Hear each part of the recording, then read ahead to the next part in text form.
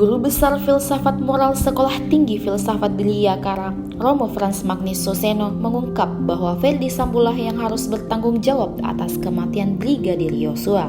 Romo Magnis menilai Sambo sebagai pemberi perintah memiliki pertanggungjawaban paling besar dalam peristiwa penembakan Brigadir Nofriansah Yosua Huta Barat alias Brigadir J. Sebab ada kemungkinan si penerima perintah berada dalam kondisi terancam jika tak melaksanakan perintah, ditambah dengan minimnya budaya tanggung jawab bagi si pemberi perintah. Oleh sebab itu disebutnya bahwa pihak penerima perintah cenderung memiliki tanggung jawab yang lebih kecil, terlebih ketika perintah itu diberikan dalam waktu yang singkat. Dalam kesaksiannya sebagai saksi ahli yang meringankan pada hari ini, Romo Frans juga menjelaskan adanya dua unsur yang dapat meringankan Richard dari sisi filsafat etika.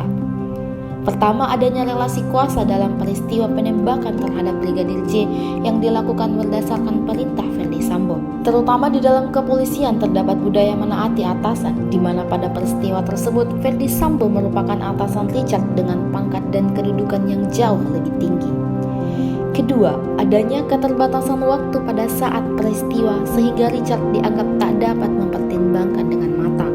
Keterbatasan waktu yang hanya dalam hitungan detik itu disebut Romo Frans dapat membuat bingung Richard antara melaksanakan perintah